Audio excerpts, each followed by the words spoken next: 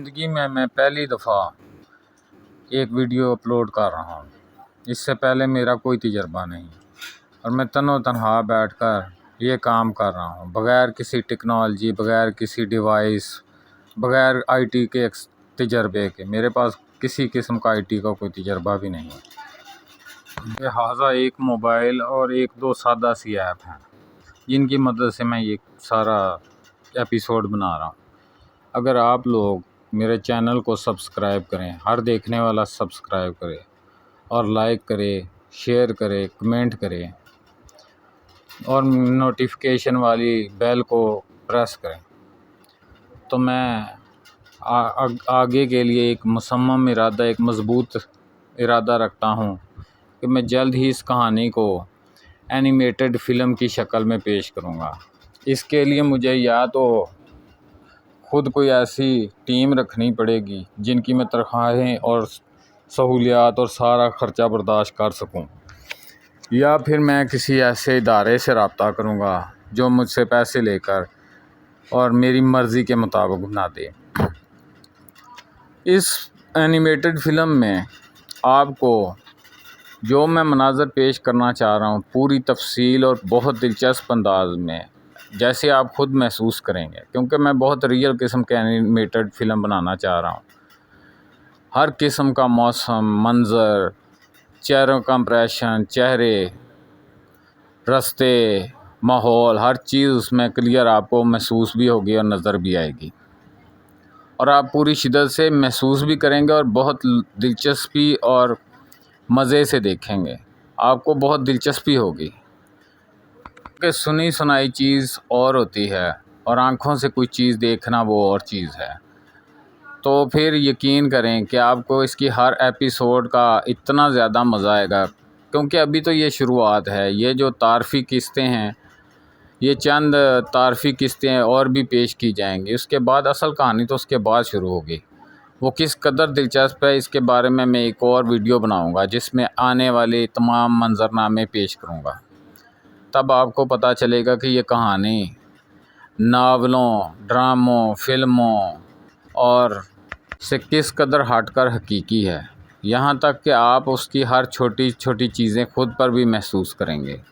یہ بہت مختلف ہے اور بہت دلچسپ، ہزاروں موڑوں پر مشتمل ہے۔ اس میں ہزاروں واقعات، ہزاروں اتفاقات پیش آتے ہیں اور بات کہاں سے کہاں چلی جاتی ہے۔ زندگی میں رونما ہونے والی سچائیاں اور بالکل سچے واقعات جیسے آپ اس میں دیکھیں گے اور محسوس کریں گے، اور ان کے اثرات اور اثرات کے بعد مزید اثرات، یہ سب آپ کو اس میں دکھایا جائے گا۔ کافی حد تک موٹیویشنل بھی ہے۔ نوجوان نسل کو جرائم، منشیات اور خودکشی جیسے رجحانات سے دور رکھنے کی کوشش کی جائے گی اور ان کو مضبوط اور باعزم بنانے کی کوشش کی جائے گی۔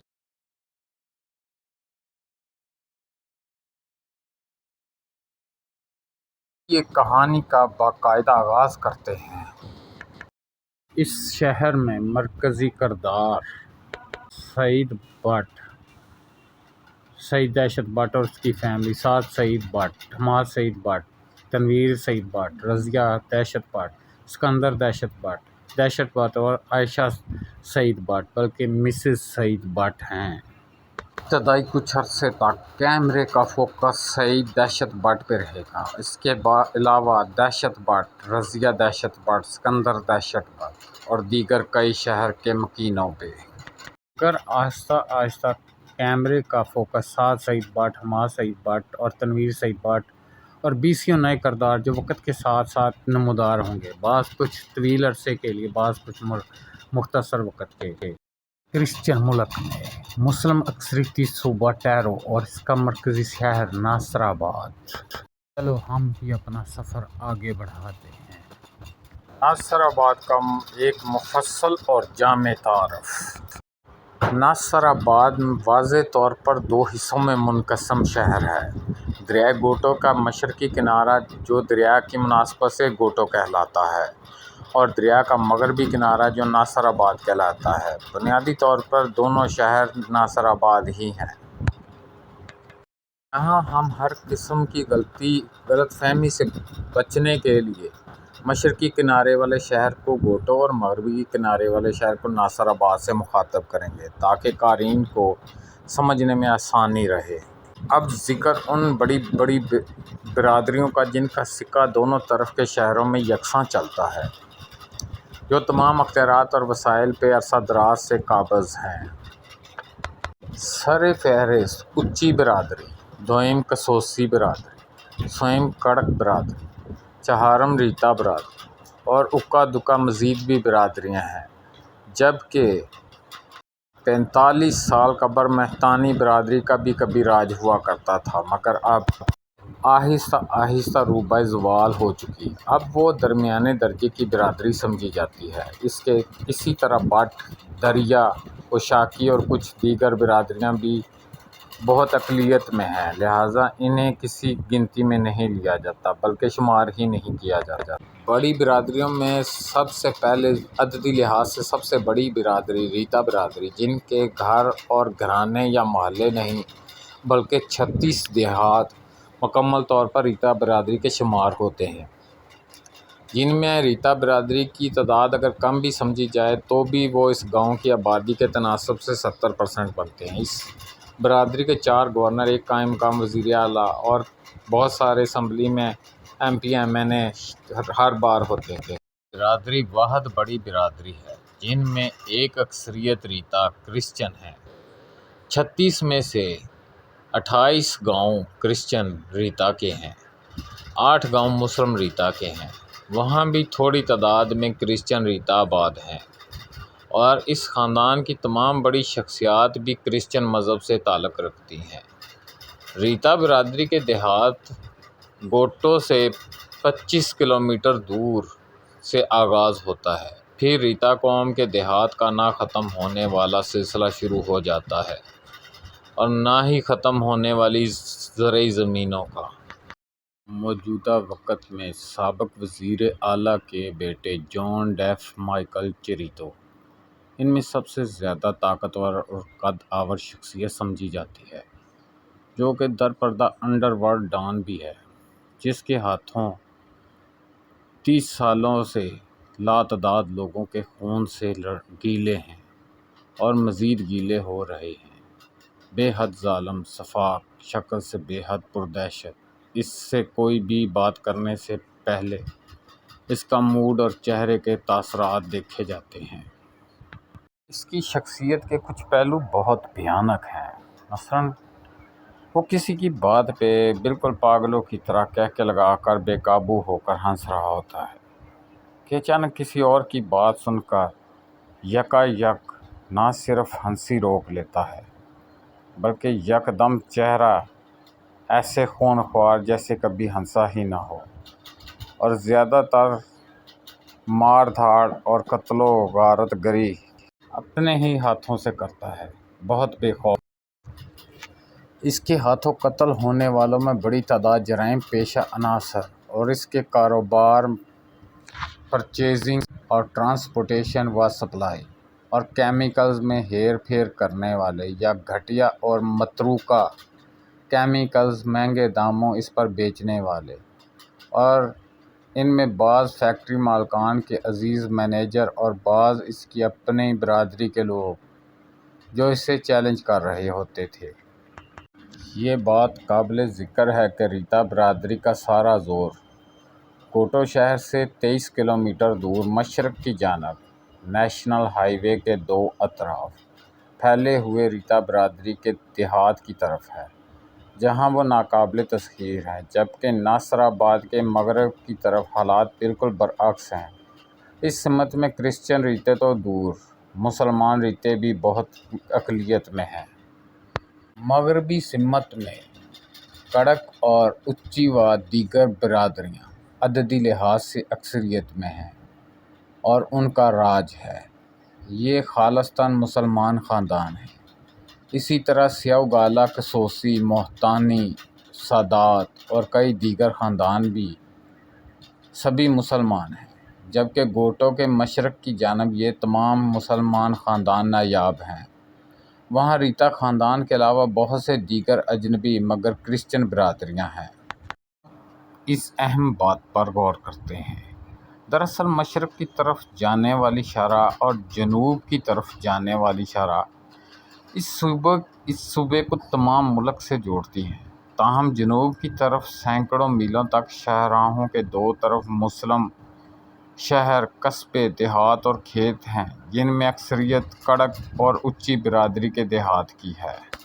کہ گوٹو کے مشرق کی طرف جانے والی شاہراہ پہ شہر گوٹو سے نکلتے ہی 5-10 کلومیٹر کے بعد مسلمان اکثریت سے اقلیت میں بدلنے لگتے ہیں اور کرسچن مذہب غالب آنے لگتا ہے۔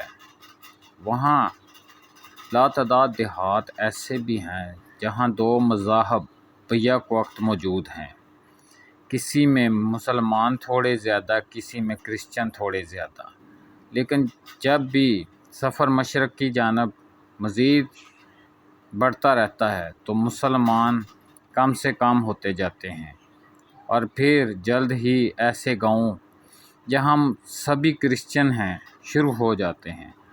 پھر یہ سلسلہ ختم نہیں ہوتا حتیٰ کہ ملک کی حدود اور شاہراہ کا اختتام ہو جاتا ہے۔ دراصل ٹیرو ملک کا مغرب کی جانب آخری صوبہ ہے، جبکہ گوٹو کے مشرق کی جانب جہاں ایسے دیہات ہیں جو مسلم اور کرسچن مشترکہ ہیں، وہاں کرسچن گلی محلوں اور مشترکہ بازار میں کھلی عام الکوحل کی دکانیں، سور کا گوشت بکنا شروع ہو جاتا ہے۔ کیونکہ دونوں کے مکانات کے ڈیزائن، رہن سہن، گفتگو، موضوعات، سرگرمیوں میں بہت فرق ہے، تاہم بازار میں کرسچن کے متعلق دکانیں کسی گلی یا مخصوص مارکیٹ کی شکل میں متحد ہیں۔ وہاں مسلمان نہ تو جاتے ہیں اور نہ وہاں نزدیک مکان دکان حاصل کرتے ہیں، اور اپنے لوگوں، عورتوں، بچوں، نوجوان، لڑکوں، لڑکیوں کو اس کے قریب سے گزرنے سے بھی منع کرتے ہیں۔ پھر جلد ایسے دیہات کا آغاز ہو جاتا ہے جو خالصتاً کرسچن مذہب کے ہیں۔ وہاں تو بازار ایسی اشیاء کی دکانوں سے بھرے ہیں۔ جوں آگے بڑھتے جائیں کرسچن کلچر اور ثقافت اور بھی نمایاں ہوتی جاتی ہے، حتیٰ کہ چند 100 کلومیٹر دور زبان اور کلچر بھی بدلنے لگتا ہے اور ایک نیا اور مختلف کلچر کا آغاز ہو جاتا ہے، مگر کرسچن مذہب میں ہی کسی دوسرے علاقے کا الگ تھلگ کلچر اور ایک نئی زبان۔ وہاں کے لوگ تو یہ بھی نہیں جانتے کہ ملک میں کرسچینٹی کے علاوہ کوئی دوسرا مذہب بھی ہے۔ بہرحال ریتا برادری کے 36 میں سے 32 دیہات صوبہ ٹیرو کا حصہ ہیں، جبکہ باقی 4 اگلے کرسچن صوبہ میں واقع ہیں۔ کیونکہ مشرق کی جانب صوبہ ٹیرو زیادہ وسیع نہیں ہے، جلد ہی اس کی صوبائی حدود ختم ہو جاتی ہے۔ جان ڈیف مائیکل چریتو کی صرف ایک ایسی خوبی ہے جسے مسلمان سراہتے ہیں کہ وہ ٹیرو میں چند کرسچن لیڈروں میں سے ہے، مگر جب سے اس نے آنکھ کھولی ہے اس نے آج تک کبھی مذہبی موضوعات پر گفتگو نہیں کی اور نہ کبھی مذہبی معاملات کو استعمال کیا، نہ مذہبی تصادم کی کوشش کی، حالانکہ وہ ایک اکیلا ایسا شخص ہے جو مذہبی کارڈ بھی کھیل سکتا ہے اور پورے ملک میں شہرت، حمایت، کھلا قانونی، مالی، افرادی تعاون بھی ملے گا، تاہم اس نے آج تک نہ اپنے مذہب کے متعلق کوئی اچھی یا بری بات کی اور نہ ہی مسلمانوں کے متعلق، جیسے وہ اپنی زندگی اپنی مرضی سے گزارتا ہے اور اسے ایسے کسی موضوع کی نہ ضرورت محسوس ہوتی ہے، نہ دلچسپی، اور نہ وہ خود کو اتنا کمزور سمجھتا ہے کہ خود کو کامیاب کرنے کے لیے مذہبی کارڈ کھیلے۔ مشرق کی جانب کرسچینٹی کا پھیلا ہوا وسیع سمندر ہے، جس کے آخر پہ صوبہ ٹیرو ایک چھوٹا سا مسلم جزیرے کی مانند ہے۔ اسی طرح ناصر آباد کے مغربی حصے سے تعلق رکھنے والی برادریوں میں قد آور اور طاقتور شخصیات کی تعداد بھی ریتا برادری سے کہیں زیادہ ہے، جو کہ ہر دور میں سیاست کے مرکز میں سرگرم رہتی ہیں۔ یہ تاثر بھی عام ہے کہ ریتا برادری کی عددی اکثریت ہونے کی وجہ سے جو سیاسی، معاشی، سرکاری جو گرفت ہونی چاہیے تھی وہ اس کا 10% بھی حاصل نہیں کر سکے، حالانکہ یہ ان کا حق تھا۔ ریتا برادری کے سینکڑوں نہیں، ہزاروں لوگ انڈر ورلڈ، ڈکیتی، جوا بازی، الکوہل کے کاروبار اور دیگر ممنوع کاروباروں سے منسلک ہیں۔ غروب آفتاب کے بعد کسی بھی ریتا گاؤں میں جانا جان کو خطرے میں ڈالنے کے مترادف ہے، لہٰذا سورج ڈلتے ہی آمد و رفت معطل ہو جاتی ہے، کیونکہ ایک آدمی 10 بار لٹ جاتا ہے۔ اب تذکرہ ناصر آباد کے مغربی حصے اور شمالی جنوبی حصوں کا۔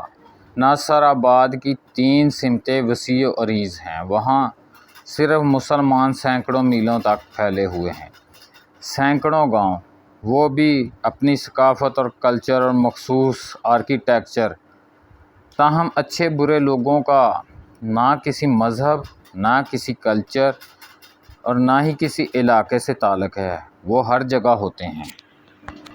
عرصہ 11 سال سے صوبہ ٹیرو کے وزیر اعلیٰ کی کرسی پہ اچی خاندان قابض ہے، خاص کر سادہ مزاج، سادہ رہن سہن والا داؤد اچی، جبکہ اس کی وجہ سے 10 سالوں سے ناصر آباد کا ڈپٹی کمشنر مصطفیٰ اچی ہے، جو سخت مزاج ہے، بدمعاش ٹائپ، اور گندی گالی گلوچ اس کی گفتگو کا مستقل حصہ ہے۔ البتہ میونسپل کارپوریشن چیئرمین اقبال قصوصی ہے، جو ایک الگ خاندان ہے۔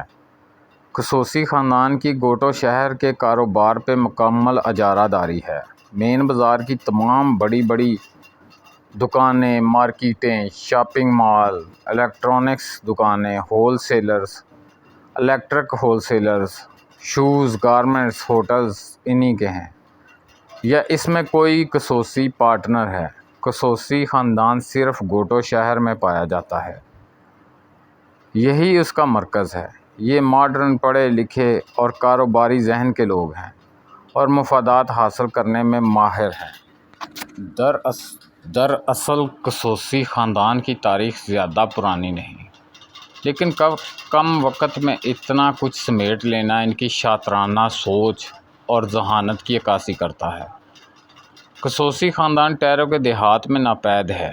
گوٹو شہر کے علاوہ قصوصی خاندان کا کہیں ذکر سنا جاتا ہے تو وہ شہر ہے 35 کلومیٹر دور صابر قصوصی قصبہ، جسے عرف عام میں صابن قصوصی کہا جاتا ہے، حالانکہ وہاں قصوصی خاندان کے گنتی کے چند گھر ہیں، جبکہ وہ قصبہ اجڑ نامی برادری پہ مشتمل ہے۔ اجڑ برادری نہایت سادہ زندگی گزارنے والے ملنسار، خالص کسان فطرت لوگ ہیں۔ انہیں دیکھ کر اندازہ ہوتا ہے کہ اصلی کسان کیسا ہوتا ہے۔ تاہم صابن قصوصی میں 100% لوگ ان پڑھ ہیں، مگر ہر فکر و فاقہ سے بے نیاز، قناعت پسند، دولت کی ہوس سے دور۔ اتنی قناعت پسند اجڑ قوم کے درمیان چند گھرانے قصوصی خاندان کے، جو کہ ان کے متضاد ہیں، ہوس پرست، لالچی اور موقع شناس۔ بہرحال اب ذکر ایک اور شہری حلقوں میں پائے جانے والے سادات خاندان کا۔ سادات خاندان ناصر آباد کے قدیم خاندانوں میں سے ایک ہے۔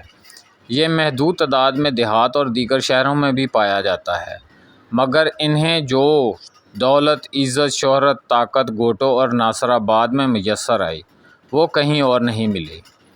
ان کا بھی قصوصی خاندان کی طرح شہر کے ہر کاروبار پہ قبضہ ہے، اور کاروبار اور سیاسی اور نظریاتی طور پر سادات اور قصوصی خاندان ایک دوسرے کے بڑے حریف ہیں، مگر یہ رقابت کاروباری طور پر جاری ہے، بلا قتل و غارت، بلا گولی چلے، باہمی جنگ جو 2 عشروں سے جاری ہے۔ تاہم کسی حد تک قصوصی خاندان سادات خاندان سے آگے نکل چکا ہے، مگر سادات خاندان اس بات کو یکسر انکار کرتا ہے۔ خصوصی خاندان کا موجودہ سرخیل اقبال خصوصی ہے، جو تاریخ کا کم عمر ترین میونسپل چیئرمین ہے، جبکہ سادات خاندان کا کوئی باقاعدہ سرخیل تو نہیں، مگر ناصر الدین سادات کو ایک نمایاں مقام حاصل ہے۔ مگر یاد رہے کہ ناصر آباد کا نام ناصر الدین سادات کے نام پہ نہیں ہے، بلکہ ناصر آباد ایک بہت قدیم شہر ہے۔ بہرحال جب ایک شہر میں دو خاندان ایک جیسے مفادات رکھتے ہوں تو ٹکراؤ پیدا ہونا ایک قدرتی عمل ہے۔ تاہم شہر میں کہیں بھی خرید و فروخت میں لاکھوں یا کروڑوں کی بات ہو رہی ہو تو سمجھو وہاں یا تو کوئی سادات یا پھر کوئی خصوصی انوالو ہے۔ ناصر آباد کی مغربی سمت جو کہ مسلم اکثریتی علاقہ ہے، وہاں عددی اعتبار سے سب سے بڑا خاندان کڑک ہے۔ ناصر آباد کے تین اطراف شمال، جنوب اور مغرب دیہاتوں کا ایک وسیع سمندر پھیلا ہوا ہے، اور دیہی علاقوں کی تین بڑی برادریاں ہیں جن میں کڑک سب سے بڑی برادریوں میں سے ہے۔ ان کا ناصر آباد اور گوٹوں میں بھی سب سے بڑی تعداد میں ہیں۔ شہری آبادی کا 48% تو صرف اکیلی کڑک برادری ہے، باقی 52% میں 24 سے زیادہ الگ الگ برادریاں ہیں۔ شہر میں کڑک برادری کے کئی محلے ہیں۔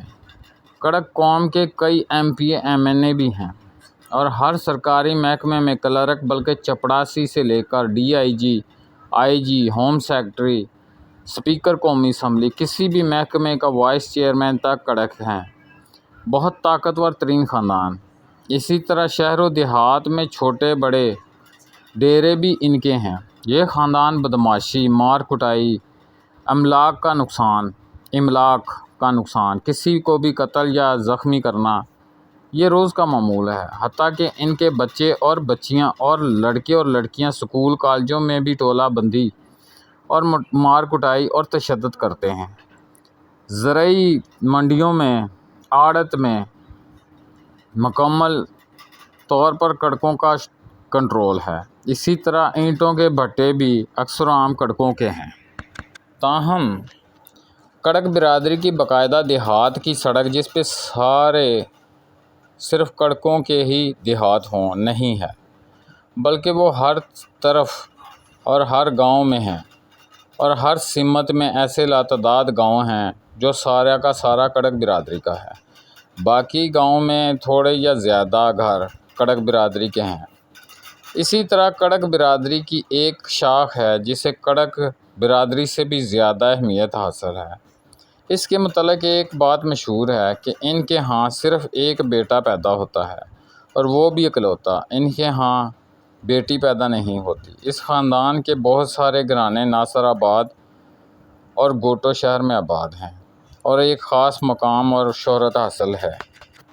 ریتا خاندان اور اچی خاندان کی ایک بات مشترک ہے، دونوں کے دیہات کی ایک سڑک جس پہ سڑک کے دو طرف ان کے ہی گاؤں ہیں، اور گاؤں کا نہ ختم ہونے والا سلسلہ شروع ہو جاتا ہے۔ اسی طرح ریتا اور اچی خاندان کے دیہات کے درمیان دونوں کے اپنے اپنے قصبے ہیں جو وقت کے ساتھ ساتھ چھوٹے شہر کی شکل اپنا چکے ہیں، جہاں واضح اکثریت میں اچی اور ریتا برادری رہتے ہیں۔ اب ایک مختصر سا جائزہ دیگر برادریوں کا۔ موہتانی قوم ٹیرو کی سب سے قدیم اور سب سے پہلی برادری ہے، جن کے آباء و اجداد سینکڑوں سال پہلے کسی دوسرے خطے سے ہجرت کر کے آئے تھے، اور وہ اولین مسلمان تھے اس سرزمین پر۔ زیادہ تر برادریاں اسی برادری سے الگ ہوئیں، مگر اب وہ اس بات کو تسلیم نہیں کرتے۔ کچھ برادریاں مقامی طور پر بھی تھیں جو مسلمان ہو گئیں۔ اسی طرح کچھ برادریاں بہت بعد میں ہجرت کر کے آئیں۔ موہتانی برادری بھی عددی لحاظ سے بہت بڑی برادری ہے۔ مقامی طور پر چاروں سمتوں میں پھیلے ہوئے ہیں مگر بکھرے ہوئے ہیں۔ ان کی طاقت کا اندازہ ناصر آباد سے 40 کلومیٹر دور شمال مغربی سمت میں ہوتا ہے، جہاں ناصر آباد کے بعد دوسرا بڑا شہر موہتان ہے، جس قوم کا گڑھ ہے، مگر وہاں دیگر ہر قوم بھی آباد ہے۔ ان میں کڑک، اونچی اور کچھ اجنبی برادریاں بھی شامل ہیں جن کا نام صرف مہتان میں سننے کو آتا ہے، جیسے مہتانی قوم۔ جبکہ مہتان شہر میں دیگر اقوام برادریوں سے مہتانی قوم زیادہ ہے، مگر شہر کے کاروبار پہ کسی خاص برادری کی اجارہ داری نہیں۔ ہر قوم نظر آتی ہے اور اپنا اپنا کاروبار کرتی ہے، اور یہاں خاص کر کے سیاؤ گالا نام کی ایک قوم پائی جاتی ہے جس کا کہیں اور ذکر نہیں سننے میں آتا۔ یہاں دوسری بڑی خوبی یہ ہے کہ کوئی برادری سسٹم کے تحت نہیں، ہر شخص اپنی حیثیت، اپنی مالی حیثیت، خوش اخلاقی تعلقات اور دوسروں سے میل جول کی بنیاد پر کاروبار کرتا ہے۔ اب ذکر سیاؤ گالا برادری کا۔ سیاؤ گالا برادری بہت پہلے فلپائن سے ہجرت کر کے آئے تھے، مگر رفتہ رفتہ مسلمانوں سے متاثر ہو کر مسلمان ہو گئے۔ ماضی کی تمام زندگی، رہن سہن، رسومات، خوراک ترک کر دی۔ ماسوائے مکانات کا سٹائل اور چند ایک تہوار جن کا اسلام سے کوئی ٹکراؤ نہیں۔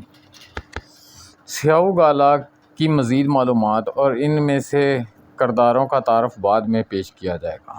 سیاؤ گالا قوم کی سب سے بڑی اور سب سے نمایاں شاخ اوشاکی قوم ہے، جو مغربی سمت میں سمندر کے کنارے آباد ہیں، جہاں انہوں نے اپنا ایک شہر آباد کر رکھا ہے جسے اوشاک کہا جاتا ہے، جہاں سیاؤ گالا اور اس کی شاخ اوشاکی قوم آباد ہے، مگر وہاں نہ بندرگاہ ہے، نہ نیوی کی تنصیبات، نہ سمندر کی نگرانی کا کوئی محکمہ، نہ ہی ماہی گیری کی مناسبت سے کوئی انتظامات۔ لیکن اس قوم نے اپنے لیے سب تعمیرات خود کر کے ماہی گیری اور مال بردار کشتیوں سے مال اتارنے اور لادنے کے لیے پورا نظام بنا دیا، اور ماہی گیری کی چھوٹی بڑی کشتیاں حاصل کر لیں۔ اب وہ اشروں سے تجارت اور ماہی گیری کرتے ہیں اور بہت مال و مال خوشحال ہیں۔ تجارتی مال میں بھی قانونی اور غیر قانونی ہر طرح کے سامان کی درآمد برآمد شامل ہے۔ اوشاک میں غیر ملکی سامان کی دکانیں ہیں جہاں غیر قانونی سامان بھی ملتا ہے۔ دکانیں، مارکیٹیں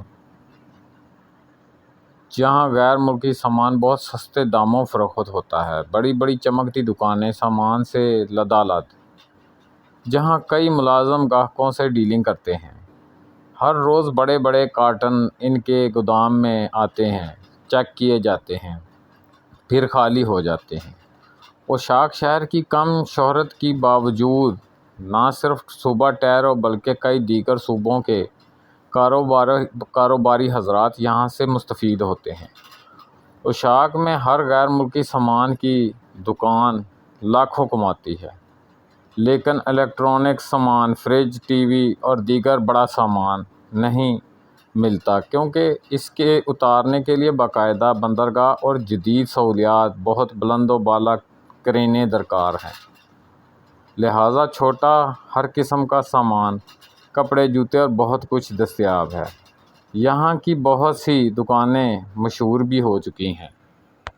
اوشاک نسبتاً ایک چھوٹا سا شہر ہے۔ موسم بہت سخت گرم ہے۔ یہ شہر ساحلی ٹیلوں کے درمیان واقع ہے۔ اس سارے علاقے میں ہریالی ناپید ہے۔ ہر گھر کی ذاتی کشتیاں ہیں۔ اوشاکی قوم کا رنگ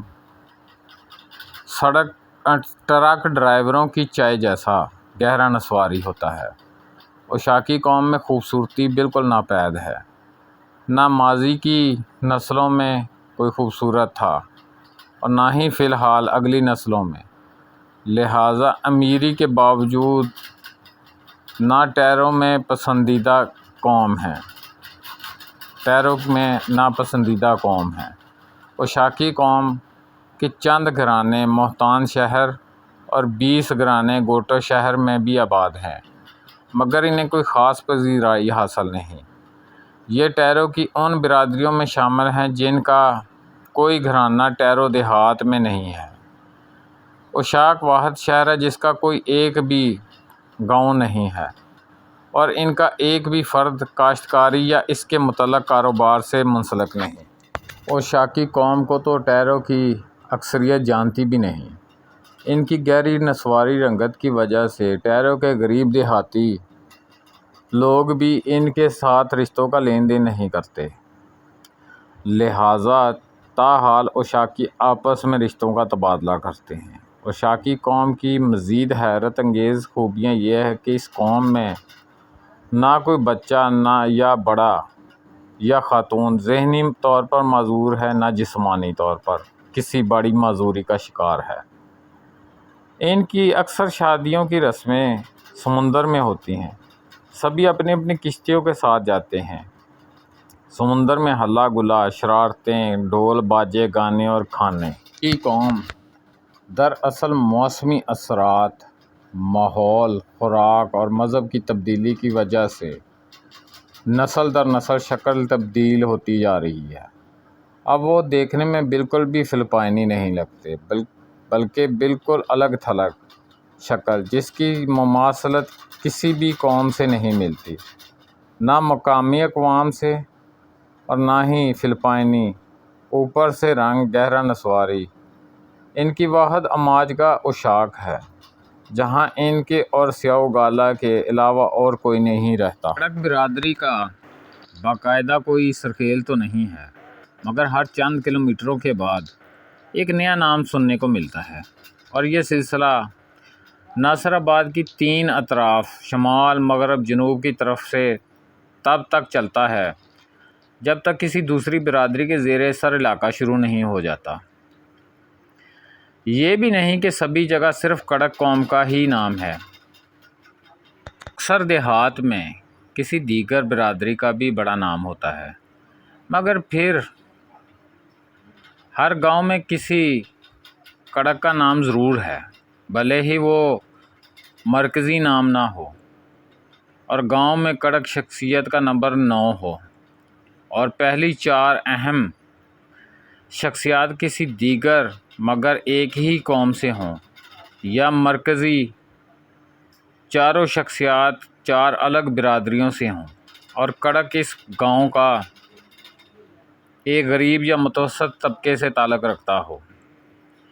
اسی طرح ہر گاؤں کی بڑی شخصیات میں دیگر برادریاں بھی شامل ہیں، بھلے ہی اس گاؤں کے پہلے 2 نام کڑک ہوں۔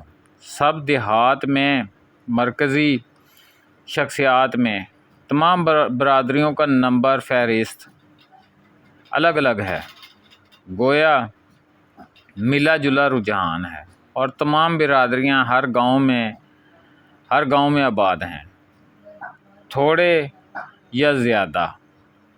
بہرحال وہ دیہات جہاں کڑک یا کوئی مخصوص قوم کے علاوہ کوئی نہیں، جبکہ ناصر آباد اور گوٹو شہر میں کڑک برادری کے ہر تھوڑے عرصے بعد نئے نئے نام سامنے آتے ہیں۔ کچھ نام گوشہ گمنام ہوتے رہتے ہیں، تاہم ڈاکٹر فدا حسین کڑک کو اب تو وہ مقام حاصل ہے جو ماضی میں کسی کو حاصل نہیں ہوا۔ ایک بہت پڑھا لکھا، ماڈرن، اوپر سے کوالیفائڈ ڈاکٹر، خوبصورت، شاندار پرسنالٹی، نہ صرف کڑک قوم کے لیے فخر اور پسندیدہ بلکہ بلا امتیاز ہر برادری میں یکساں ہر دل عزیز ہیں۔ خواتین اور لڑکیاں تو پاگل ہیں اس کے لیے۔ پہلی بار آئی خواتین، پھر اس کی بیماری سے بھی زیادہ بڑھ جاتی ہے، اور ایک پہیلی بن جاتی ہے، کیونکہ پھر ہر چند دن بعد اس خاتون کے زندہ رہنے کے لیے ڈاکٹر فدا حسین کے کلینک جانا پڑتا ہے، اور اس کی زیارت کرنا ضروری ہو جاتی ہے، دوائی کتنی ہی مہنگی کیوں نہ ہو، اور اس کا باپ، بھائی، بیٹا، شوہر کتنا ہی غریب کیوں نہ ہو۔